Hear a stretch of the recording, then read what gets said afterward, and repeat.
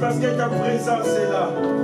Le Dieu de Bélébuka, le Dieu de la pierre précieuse, le Dieu des miracles, le Dieu qui agit au-delà de nos pensées, de nos demandes. Sois béni encore, Seigneur, le Dieu de la femme, de la perte des sang.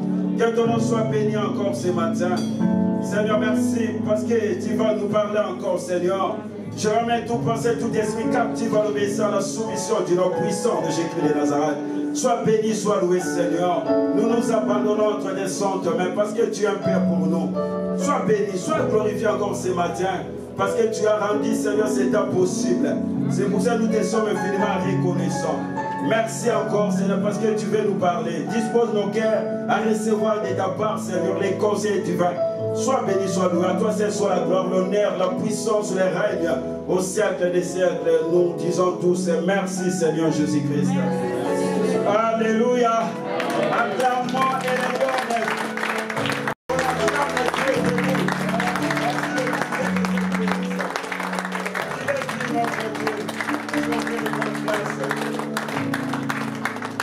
Que Dieu soit loué, que Dieu soit glorifié.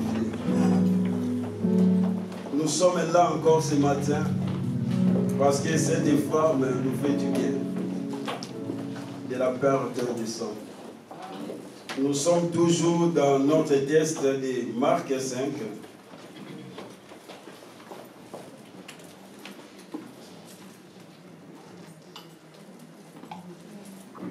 Verset 21. On commence par le verset 25, c'est pour mieux. Or, il y avait une femme atteinte d'une perte de sang depuis 12 ans. Elle avait beaucoup souffert entre les mains de plusieurs médecins. Elle avait dépensé tout ce qu'elle possédait et elle n'avait éprouvé aucun soulagement, mais était allée plutôt en empirant. Ayant entendu parler de Jésus, elle vint dans la foule par derrière et toucha son vêtement. Quand elle disait, si je puis seulement toucher ses vêtements, je serai guéri. Au même instant, la perte de sang s'arrêta et elle sentit dans son corps qu'elle était guérie de son mal. Jésus connut aussitôt en lui-même qu'une force était sortie de lui et se retournant au milieu de la foule, il dit, qui a touché mes vêtements? Ses disciples lui dirent, tu vois la foule qui te presse et tu dis, qui m'a touché? Et il regardait autour de lui pour voir celle qui avait fait cela. La femme effrayée, tremblante, sachant ce qui s'était passé en elle, vint se jeter à ses pieds et lui dit toute la vérité. Mais Jésus lui dit, ma fille, ta foi t'a sauvée. Va en paix et sois guérie de ton mal. Amen. Amen. Que Dieu nous bénisse encore ce matin. Amen. Je suis là pour parler de 3 qualités de cette femme que je vis dans ce texte. Si Dieu nous fait grâce, dimanche qui vient, on aura aussi un temps de prière pour nous-mêmes, pour l'Église aussi. Parce que dans ce texte, il y a beaucoup de choses à dire. Cette femme, c'est une femme à plusieurs casquettes. La Bible nous parle de cette femme qui était malade, anémique. Cette femme qui a souffert. Et voilà, un jour, il y a quelqu'un qui entre dans sa vie et lui parle de Jésus. Et cette femme va dire, la Bible nous dit, que si je touche seulement le pan de sa robe, je serai guéri. La première qualité que je vois dans ce texte, cette femme, la Bible nous dit, l'occasion s'est présentée, cette femme va frayer les chemins et cette femme va toucher le pan de la robe de Jésus. La première qualité de cette femme, l'attachement à Jésus-Christ. C'est une femme qui s'est attachée à Jésus. Parce que le thème de ce message de ce matin, c'est la femme qui touche. Elle va toucher. C'est-à-dire cette femme s'était attachée à Jésus. Cette femme était entrée dans une intimité profonde avec Jésus. Cette femme était entrée, bien aimée, dans une relation d'intimité avec Jésus-Christ de Nazareth. La Bible nous dit, frères et sœurs, dans 1 Corinthiens 6, 16 et 17, ne savez-vous pas que celui qui s'attache à la prostituée devient un même corps avec elle? Car est-il dit, le deux deviendront une seule chair, mais celui qui s'attache au Seigneur devient comme une seule personne avec lui. Alléluia. Frères, nous devons nous attacher à Jésus-Christ. Élie va dire aux enfants d'Israël, jusqu'à quand clocherez-vous des deux côtés? Si Dieu, l'Éternel est Dieu, allez après lui. Si c'est Baal, allez après lui. Parce qu'Élie voulait ramener le peuple d'Israël à faire un choix.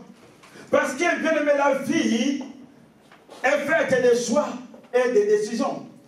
Chaque choix, bien aimé, a ses conséquences. Alléluia. A ses conséquences. On ne peut pas servir de maître à la fois. La Bible on dit parce que tu vas aimer l'un et tu haïras l'autre. Donc tu dois faire un choix. Aujourd'hui, bien aimé, les chrétiens ne font plus de choix. Cette femme a fait un choix de s'attacher à Jésus-Christ de Nazareth, de s'attacher à son Dieu. Frère, est-ce que tu as déjà fait ton choix? Alléluia. On ne peut pas servir deux maîtres à la fois. On ne peut pas être un pied dedans, un pied dehors. On ne peut pas être un chrétien caméléon.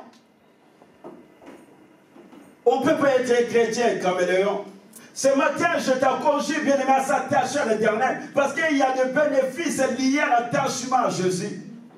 Job nous dit, bien aimé, Job 22, 21, attache-toi donc à Dieu et tu auras la paix. Tu jouiras ainsi du bonheur.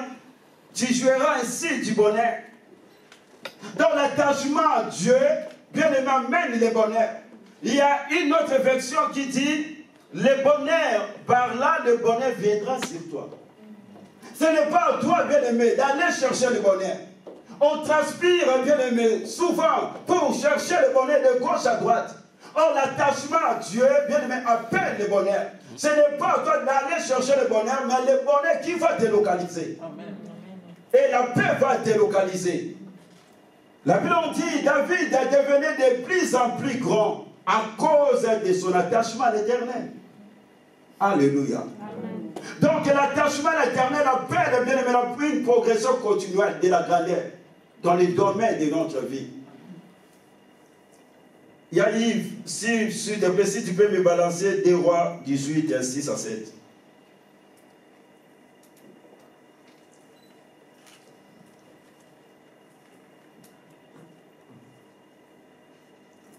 Des Rois 18. Ézéchias, il fut attaché à l'Éternel. Il fut attaché à l'Éternel. Il ne se détourna point de lui. Et il observa les commandements que l'Éternel avait prescrits à Moïse. Et l'Éternel fit avec Ézéchias, qui réussit dans toutes ses entreprises. Donc la première des choses, reprend. Il fut attaché, l'attachement à l'Éternel, et il est resté fidèle à son engagement.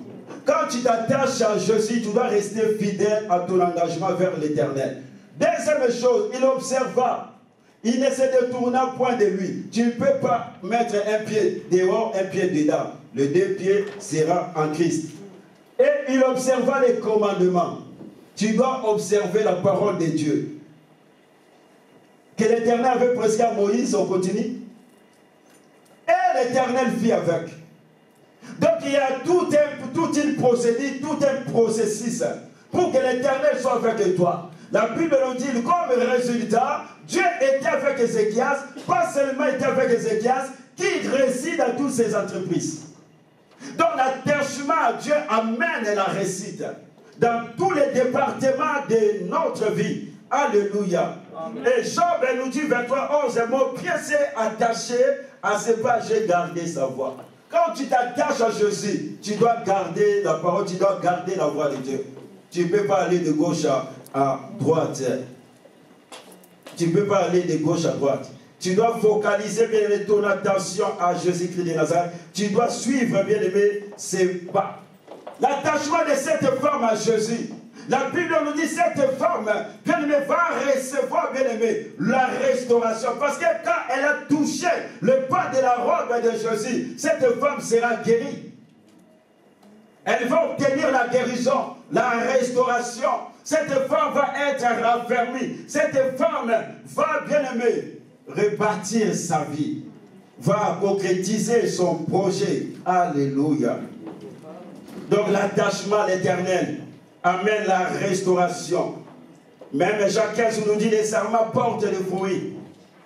Quand les sarments est attaché, bien aimé, au cèpe, se détacher de Jésus, bien aimé, tu seras séché. Alléluia.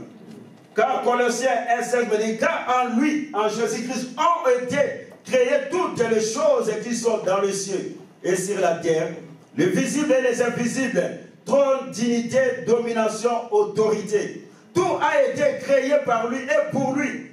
Il est avant toutes les choses et toutes les choses subsistent en lui. Bien aimé, Dieu est la source vitale de toutes les choses. Bien aimé, détacher quelque chose de sa source, bien aimé, la chose va mourir, n'est-ce pas? Oui. Quand tu détaches quelque chose, bien aimé, de sa source, la chose va sécher ou bien va mourir. Comme Dieu est la source de toutes les choses, si tu détaches, bien aimé, l'arbre de la terre, l'arbre va sécher. Si tu te détaches ou bien tu enlèves le poisson de l'eau, le poisson va mourir. Comme une personne aussi, si la personne s'est détachée de sa source qui est Dieu, la personne, malgré tout, tu vis, tu es un cadavre vivant. Alléluia. Amen. Dieu sans l'homme, Dieu reste Dieu. Sa divinité ne change pas, il reste Dieu. Mais l'homme sans Dieu, l'homme n'est rien. Parce que la Bible dit, sans lui, vous ne pouvez rien faire. Avec lui, on verra. Donc si tu enlèves avec, c'est fini pour toi. Alléluia. Cette femme s'est attachée à Jésus-Christ de Nazareth qui est la source. Et la Bible dit, si tu es ni chaud ni froid, je te vomirai. Je te vomirai. C'est pour cela que tu verras Jésus. Quand il est venu, bien aimé, lors de la pêche miraculeuse, la Bible on dit, il a vu, il y avait combien de bateaux? Combien? Combien? Combien de bateaux? Il y avait 2 bateaux. Amen. Pourquoi vous avez eu peur? Ok, j'ai insisté. Il y avait 2 bateaux de Pierre et de ses compagnons. Mais Jésus n'a pas mis un pied dans le bateau de la barque de Pierre et de ses compagnons. S'il avait fait ça, quel était le résultat? Il devait tomber, hein? Il devait être la proie des crocodiles. Hein? Donc tu ne peux pas, c'est pour cela, il a mis les 2 pieds dans la barque de Pierre. C'est ça ce que Dieu fait. Que nous puissions mettre les 2 jambes et les 2 pieds bien aimés dans la barque de Jésus. En Christ et Jésus. Quand tu as un pied dedans, un pied dehors, sache-le bien, tu seras déséquilibré. C'est pour cela aujourd'hui, beaucoup de vies chrétiennes sont déséquilibrées. Parce qu'on a un pied dans le monde, un pied ici. Tout le monde à l'église, il porte bien des habits blancs. Les problèmes quand on sort. Parce qu'ici on passe seulement 2 heures. La plupart de notre temps ne passe dehors. La vraie vie chrétienne, ça se passe dehors, pas dans l'église. Parce qu'ici, on est des saints, nous tous. On a des habits blancs. Hein? Malgré tout noir, jaune, vert, mais c'est blanc. Mais quand on sort, quel est notre comportement? Quelle est notre vie? Comment on vit? Comment on vit? On ne peut pas se cacher devant Dieu. Cette femme va quitter ce métier pour s'attacher à Jésus-Christ de Nazareth. Tu dois quitter le monde pour s'attacher à Jésus-Christ de Nazareth. Tu ne peux pas servir 2 maîtres à la fois. Il faut faire un choix. Et chaque choix a ses conséquences. Cette femme fait un bon choix. Il va quitter ce métier et il va s'attacher à Jésus. Comme résultat, il va recevoir la bénédiction, la restauration. Amen. La première qualité que je vois dans la vie de cette femme, l'attachement à Jésus-Christ de Nazareth. Tu t'es attaché à qui? À qui? celui qui aime le monde est ennemi de Dieu. À qui? Deuxième qualité. La Bible nous dit, je vois encore dans la vie de cette femme la discrétion. Cette femme vient par derrière, toucher le pas de la robe de Jésus. Elle vient incognito, inaperçue, elle touche. Et cette femme va se retirer aussi en secret et va se cacher. La discrétion. Alléluia. La discrétion, c'est la qualité d'une personne discrète. C'est quelqu'un qui sait garder un secret. C'est une femme discrète. La discrétion, c'est très importante dans nos vies. La discrétion, c'est très importante. Même Dieu, quand il est dans Deutéronome, bien aimé, 34, je crois bien, Deutéronome 34, je crois bien. Oui, 34, 5, 6. Dieu a enterré Moïse dans la discrétion totale. Personne ne connaît ce trou des tombeaux de Moïse jusqu'à aujourd'hui. Même pas les anges, même pas Satan, même pas Séphora, même pas les enfants bien-aimés de Moïse, même pas Israël. Dieu a gardé les secrets pour lui-même.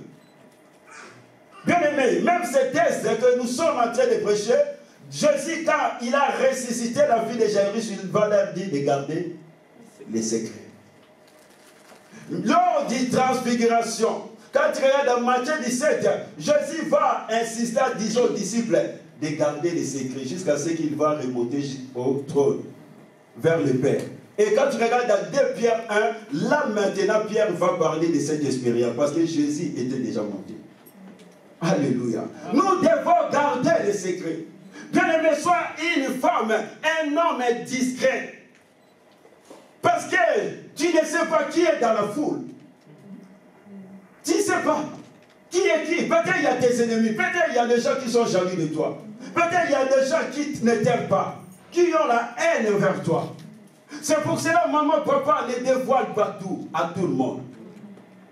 Ne dévoile pas les problèmes de ton couple, les problèmes de ta femme, les problèmes de ton mari, les problèmes de tes enfants. Tu ne sais pas qui est dans la foule. Des personnes à qui tu parles des problèmes de ton couple, or derrière ton dos, c'est les mêmes personnes qui te critiquent. C'est les mêmes personnes qui divulguent bien aimé tes propos. C'est les mêmes problèmes, les mêmes personnes qui te combattent.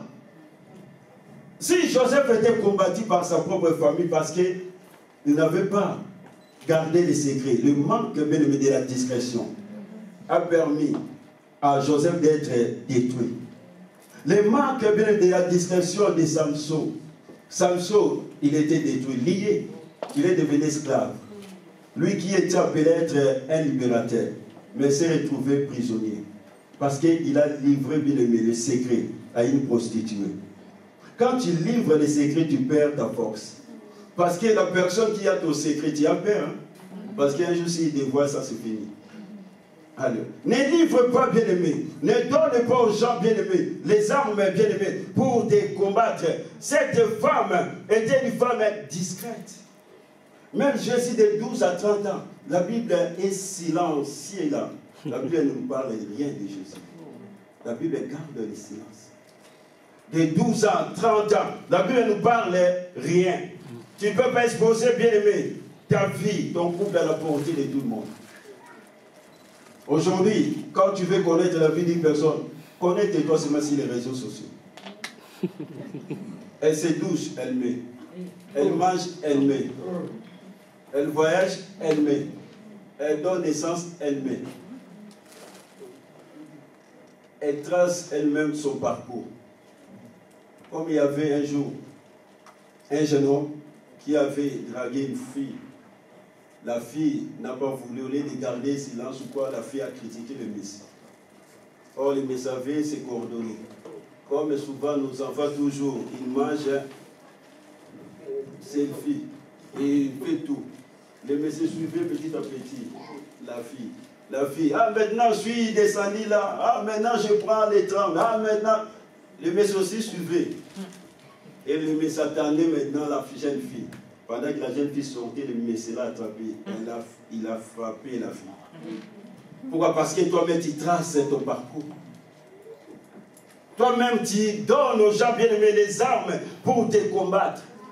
La discrétion te sauvera, frères et sœurs. Il y a une citation qui dit, la discrétion est la clé de toutes les réussites. Mais les gens ne peuvent pas ruiner, détruire ceux qui ne savent pas. Ne donnez pas les gens l'occasion, bien-aimés, de te détruire.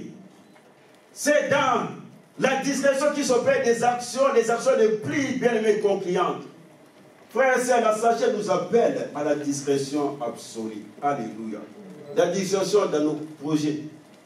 Frère James, je ne dis pas de toi, parce que les dimanches passés, tu étais passé ici pour nous parler de tes projets. Hein? Parce que là, c'est bien pour l'association. Et j'encourage l'Église à soutenir cette association. Mais je parle de nos projets personnels, des projets de nos groupes. Il ne faut pas dire, tu n'as même pas commencé, tu n'as même pas fait, tout le monde est au courant. Et après, tu te tournes, tu te donnes pourquoi ça ne marche pas. Parce que tu donnes des missiles à ces gens-là de te combattre. David tuait les ours et même les lions. Mais personne, dans sa famille, personne ne le savait.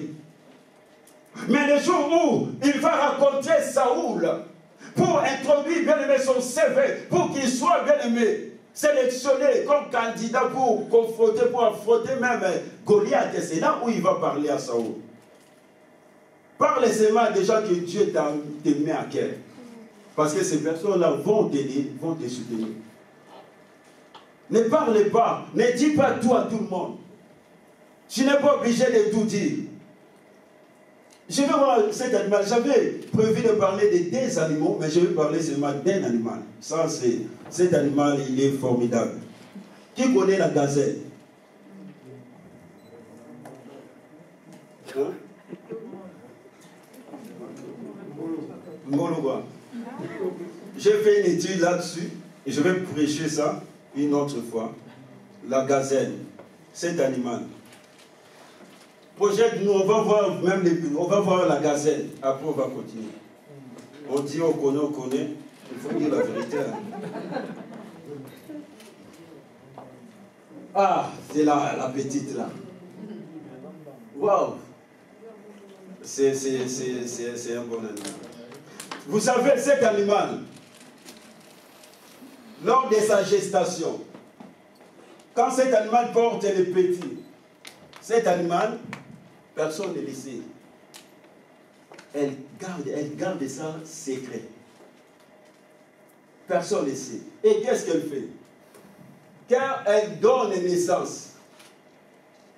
Personne ne sait où elle donne naissance. Elle garde ça secret.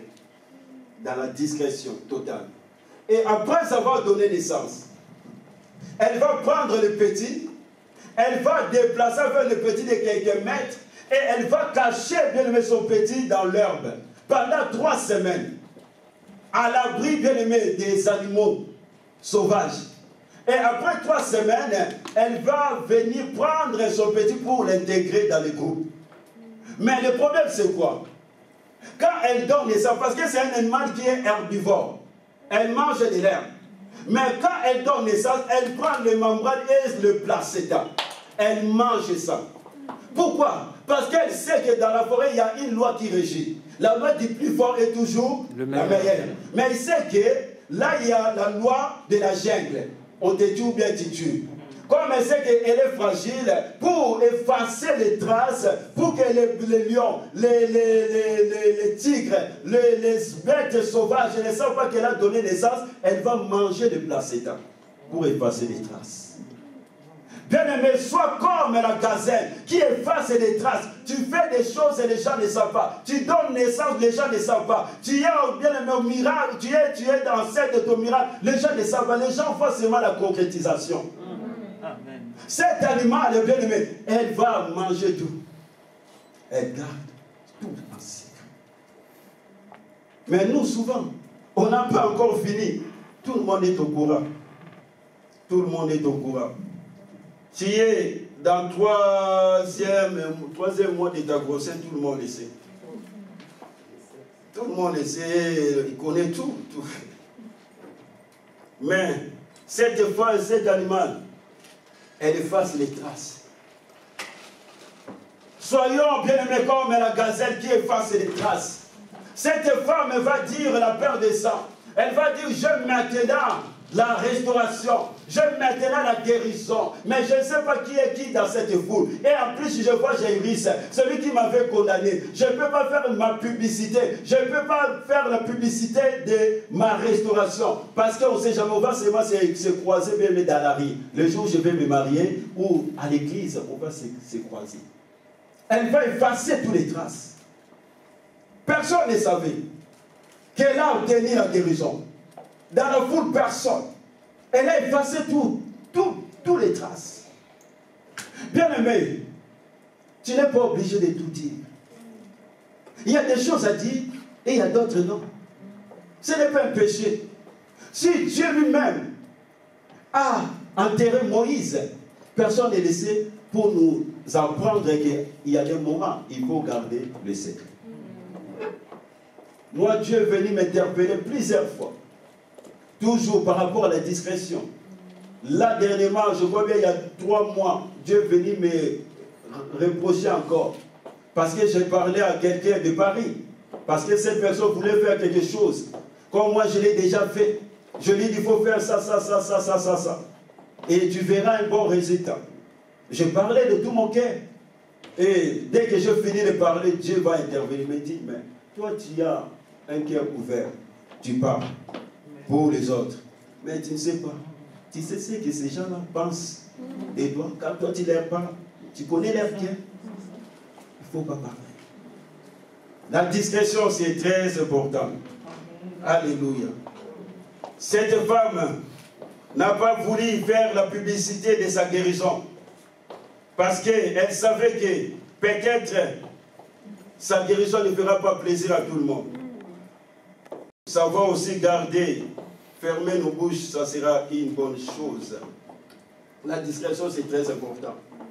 Si Esther avait seulement parlé de son identité, elle ne pouvait pas marcher dans la couloir du palais royal. Parce qu'elle était une étrangère.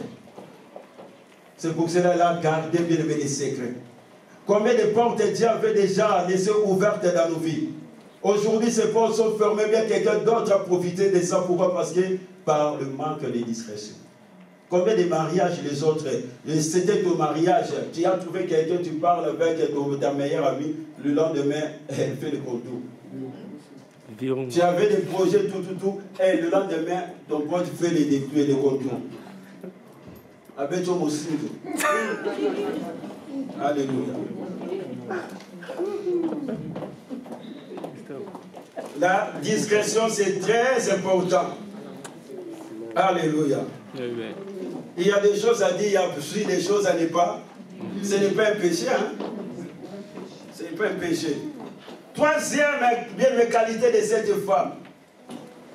La Bible nous dit dans Proverbe 22:3, l'homme prudent voit le mal et se cache, de loin et se cache. Et que Proverbe 18:12 nous dit, avant la ruine, le cœur s'élève, mais l'humilité précède la gloire. Cette femme, c'est une femme qui s'est cachée dans la présence de Dieu. Quand elle a reçu la bénédiction, quand elle a reçu la restauration, cette femme a dit non, non, non, non, non, non.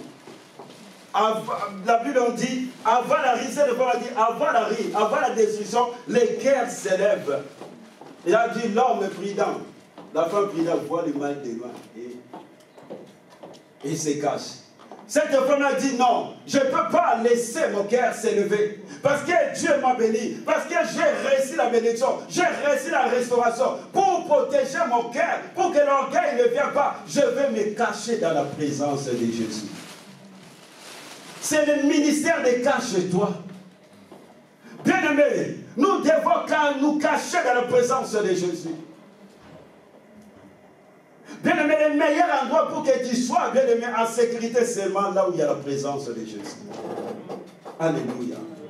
J'aimerais dire à quelqu'un, cette femme, bien-aimé, c'est une femme formidable.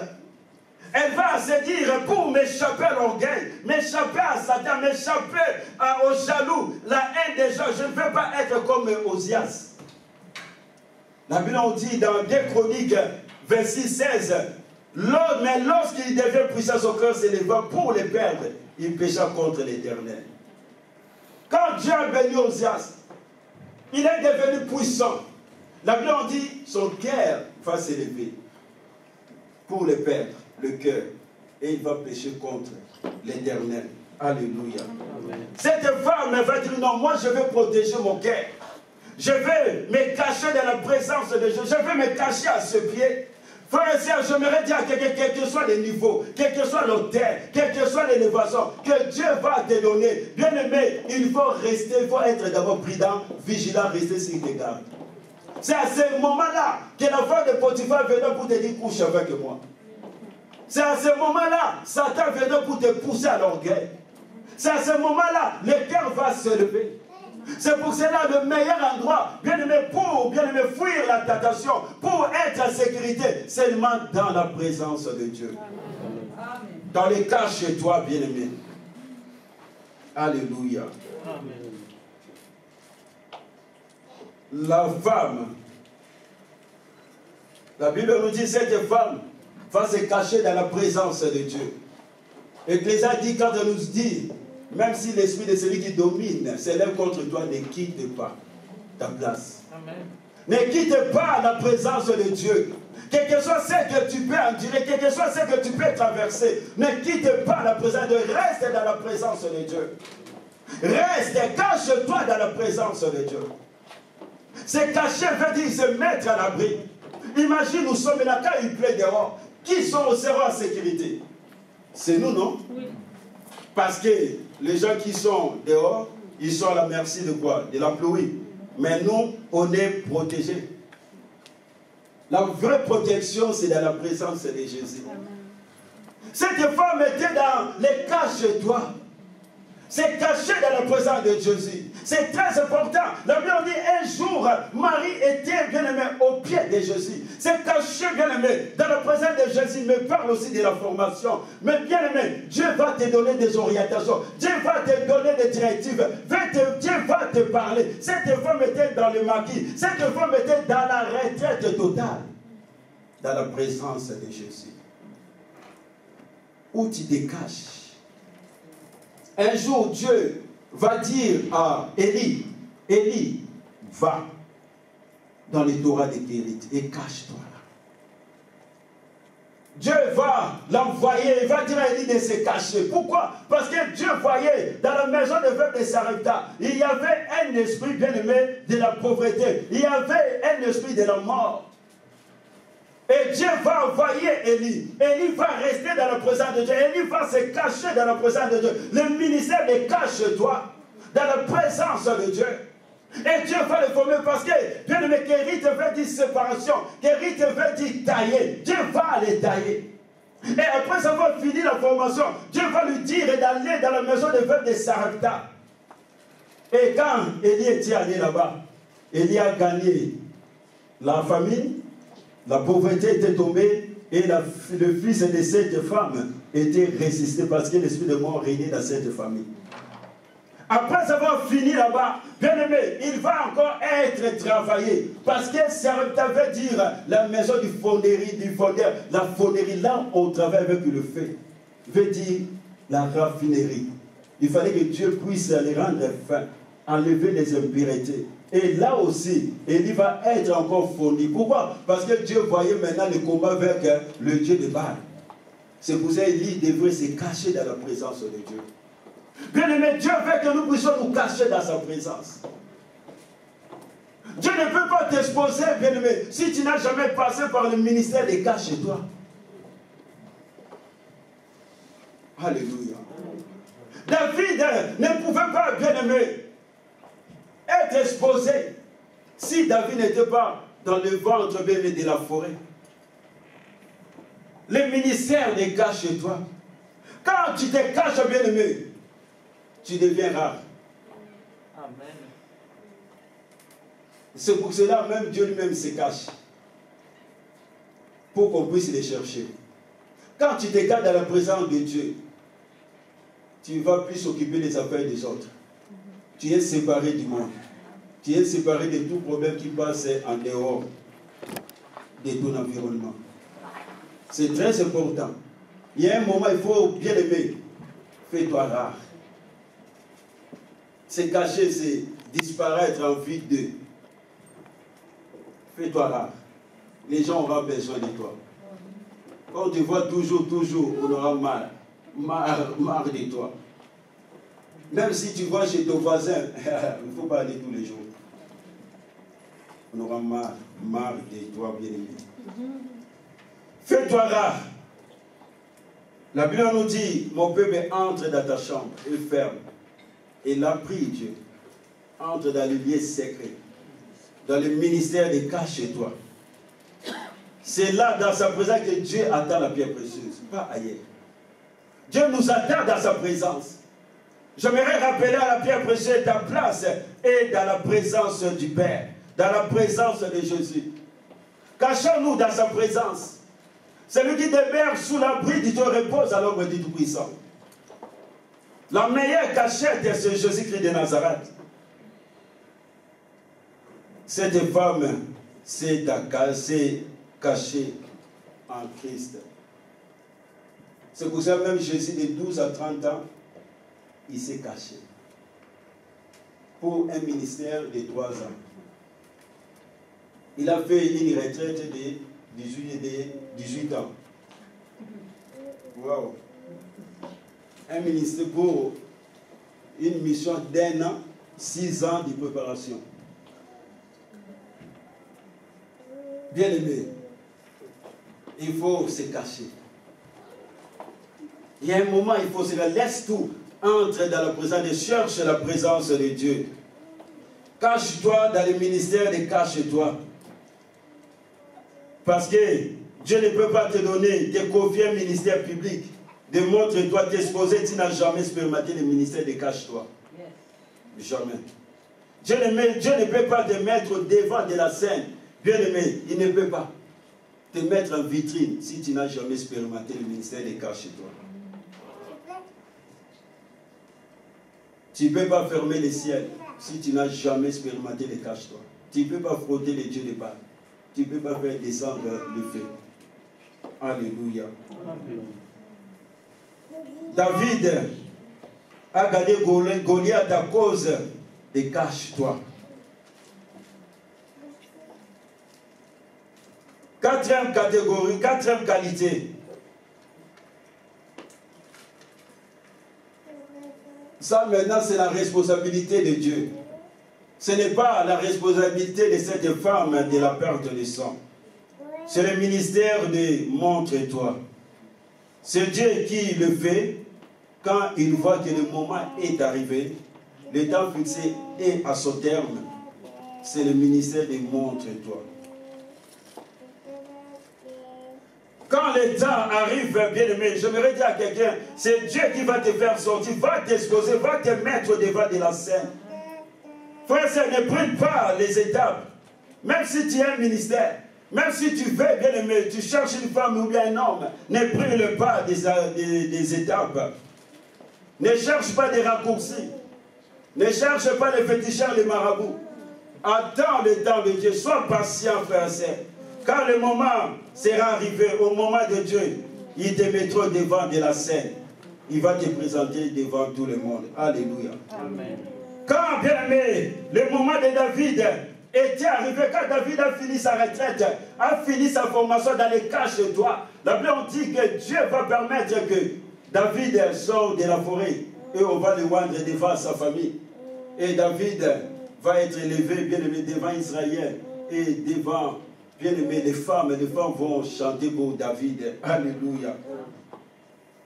Pour vaincre, il faut une vie de cachette. Alléluia. Cette femme, c'est Jésus qui va l'exposer. Après la formation, après les cache-toi, bien aimé. Quand tu regardes dans ces textes, c'est la première fois que cette femme prêche devant la foule.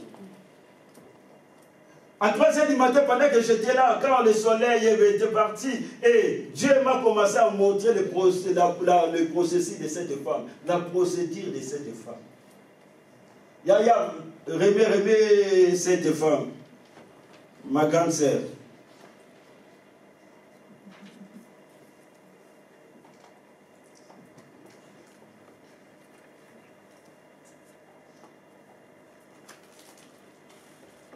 Continue, verset 25. Or, il y avait une femme atteinte du père de sang depuis 12 ans. Elle avait beaucoup souffert entre les mains de plusieurs médecins. Elle avait dépensé tout ce qu'elle possédait et elle n'avait éprouvé aucun soulagement. Mais allait plutôt en empirant. Ayant attendu parler de Jésus, c'est-à-dire, cette femme, quand on a parlé de Jésus, elle a pris connaissance. Continuez. Car elle disait, si je puis seulement toucher. Et là, maintenant, elle va se prêcher. Dans sa maison, il n'y avait personne. Elle va prêcher devant les chaises, devant la télé, devant les biens matériels qui étaient dans sa maison. Elle va se prêcher. Et elle prêchait aussi. Dans sa maison, il n'y avait pas de public. Elle était toute seule. Mais elle a prêché, comme thème, c'était la foi. Et on va continuer. Au même instant, on continue là. Et là maintenant, quand elle a eu la connaissance, elle va maintenant s'attacher à Dieu. Elle va entrer dans une relation profonde avec Dieu. Elle va maintenant avoir encore plus de connaissances. Et là maintenant, elle touche Dieu, elle s'attache à Dieu, elle a eu la guérison. On continue. La connaissance augmente. Elle a compris que dans ce monde, il faut avoir la discrétion. Quand elle a eu la discrétion, elle va se cacher à Jésus. Elle va être formée par Jésus. Elle ne savait pas. Aucun jour, cette femme a rêvé. Aucun jour, cette femme a eu la prophétie. Comme quoi, un jour, elle va prêcher devant la foule. Alléluia. Et là, maintenant, continue. Continue. Encore. La femme effrayée, tremblant, sachant ce qui s'était passé, elle vint se jeter à ses pieds et lui dit, ok. Quand le moment était arrivé maintenant, la fin de sa formation, c'est Jésus qui va l'exposer encore, bien aimé, devant la foule. Parce que cette femme avait un ministère de cache-toi. Quand le ministère de cache-toi est fini, Dieu voulait maintenant la montrer devant le public. Et maintenant, ça c'est la première prédication de cette femme. Elle va devant la foule. Elle va prêcher sur la vérité. Elle va prêcher sur la vérité. La Bible dit, elle lui dit toute la vérité. Et aucun jour, cette femme pensait qu'elle devait prêcher devant une foule. C'est pour cela que j'aimerais dire à quelqu'un, et cette femme souvent dit la levée des rideaux. C'est ça ce qu'on dit souvent. Si quelqu'un voulait jouer, un grand voulait jouer, on met toujours des petits orchestres et des jouer avant. Et avant que Jésus puisse prêcher, c'est la femme qui a commencé. Parce que Jésus a prêché sur Jairus, c'est trois phrases. Ne crains pas. Et quoi encore? N'ayez pas peur. Ne crains pas. Après, ta fille sera sauvée. Mais c'est cette femme qui a commencé à prêcher devant la foule. Pour nous dire, bien, mais quand tu attends le temps de Dieu. Quand tu es dans le ministère des cas chez toi, un jour Dieu va t'exposer. Dieu va te mettre en vitrine. Dieu va t'exposer, bien aimé, devant le public. C'est pour cela, frères et sœurs, ne sois pas pressés. Toi seulement, garde, bien aimé, garde confiance à Dieu, reste dans la présence de Dieu. Dieu va t'amener, Dieu veut nous amener, bien aimé, à prêcher dans des stades, à prêcher dans des amphithéâtres, à prêcher là où il y aura la foule. Mais le problème, il faut accepter le processus divin. Il faut accepter la procédure de Dieu. C'est Dieu qui expose. Quand Dieu voit que le temps est arrivé, ne brille pas des étapes. Ne brille pas. Même si tu as un appel, attends. Même si tu veux te marier, attends. Ne brille pas des étapes. Cette femme n'a pas brillé des étapes. Cette femme a suivi, bien aimé, la procédure chrétienne. Mais nous, souvent, nous brillons, bien aimé, des étapes. Et voilà cette femme, Dieu l'a mis au devant de la scène. Ce matin, je voudrais dire à quelqu'un que nous puissions être comme cette femme. Cette femme qui savait s'attacher à Dieu. Cette femme qui était discrète. Je ne te dis pas que maintenant je vais m'enfermer sur moi-même, non. Parce que nous avons écouté les témoignages de notre bien-aimé Kouba. Il avait dit quelque chose qui est très important. Il avait gardé les secrets quand il est entré à l'hôpital. Hein. Il ne voulait pas que l'église sache. Et la situation s'est empirée. Après, il a téléphoné par Bénin. Il a téléphoné les hommes de Dieu et l'église a prié et Dieu a fait grâce. Il y a des choses à dire et il y a des choses à ne pas dire. Si notre bien-aimé n'avait pas téléphoné pasteur, les hommes de Dieu et l'église, aujourd'hui, je ne sais pas moi. Donc, il y a des choses, toi-même, tu vois ça, je vais dire à telle personne. Ça, non. Et cache-toi dans la présence de Dieu. Dieu va t'amener, bien-aimé, à prêcher devant des fous. Même si tu prêches bien ici, à la prière pressée de Pécrédit, attends encore. Le temps de Dieu. Maman Arlette, attends. Frère James, attends. Jabonaise, attends. Diacre, mon pote, attends. Attends encore. Le moment viendra, le pasteur va vous exposer devant le public. Alléluia. Que Dieu nous fasse grâce. Que Dieu nous aide à être comme cette femme bien-aimée de la perte de sang. Cette femme qui a plusieurs casquettes. Cette femme qui nous révèle beaucoup de choses dans ses gestes et dans sa façon d'être. Que Dieu nous fasse grâce. C'est pour cela que nous voulons vraiment prier encore pendant quelques instants. Je suis dans le temps, c'est bon? Merci. Donc, si on peut se mettre debout. Ta prière de ce matin réclame seulement à Dieu de donner les qualités de cette femme. Dis seulement à Dieu de te donner les qualités de cette femme. Regarde ta vie. Peut-être tes pieds étaient... Il y a un pied à gauche et un pied à droite. Prends la décision, frère et sœur. Parce que l'attachement à l'éternel, bien-aimé, est lié à beaucoup de bienfaits. Dis à Dieu de t'aider. Si tu as un pied dedans, un pied dehors, Dieu va te guérir. Mais le souhait de Dieu est que nous puissions mettre nos deux jambes, nos deux pieds dans la barque de Jésus. Aujourd'hui, bien-aimés, nous voyons des sorciers partout. Or, nous-mêmes, on est aussi des sorciers de nos vies. Parce qu'on ne peut pas seulement suivre ce que la Bible nous dit. Mais ce matin, Dieu est là. Papa James nous a dit au début, même si tu vis, même si tu pêches, Dieu t'aime quand même. Mais Dieu ne veut pas que tu vis dans le péché. Dieu ne veut pas que tu demeures dans le péché. Dieu pardonne. Et que si l'enlèvement vient aujourd'hui, l'enlèvement te trouve dans le péché, est-ce que tu vas aller ou bien tu vas rester? C'est ça le problème. Dieu t'aime, même si tu pêches, Dieu t'aime. Mais le problème est que tu demandes pardon et tu ne retournes plus. Tu vas prier Dieu selon la conduite du Saint-Esprit. S'il faut demander Dieu pardon, demande Dieu pardon. S'il faut dire à Dieu, aide-moi, papa, à avoir les qualités de cette femme, afin que tu puisses m'exposer un jour, me mettre au devant de la scène, me mettre en vitrine. Mais voici, je m'abandonne entre des saintes mains. Emmène-moi dans le cas chez toi, afin qu'un jour tu puisses m'exposer devant la foule. Le Dieu de la procédure, le Dieu du processus. Prions Jésus. À 100%.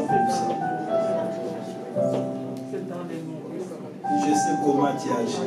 Même pas 100%, mais je sais. Le dimanche prochain, ton serviteur sera de l'autre, à bonne santé. Dès maintenant, l'ange de la guérison est en œuvre. Nous te faisons confiance. Sois béni, sois loué. Merci encore, Seigneur, pour ce beau matin. Merci pour ta parole. Merci pour des décisions et merci pour tout. Sois béni, sois loué, sois glorifié. Au nom de